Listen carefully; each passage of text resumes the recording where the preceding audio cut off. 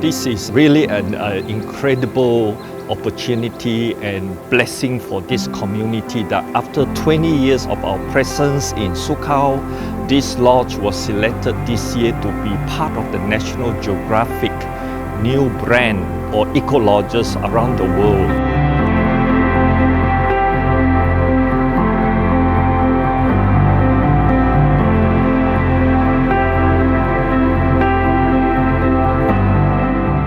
Sukau Rainforest Lodge is situated in the Kinabatangan Wildlife Sanctuary, and the length of the Kinabatangan River is the longest in Sabah, around 560 kilometers.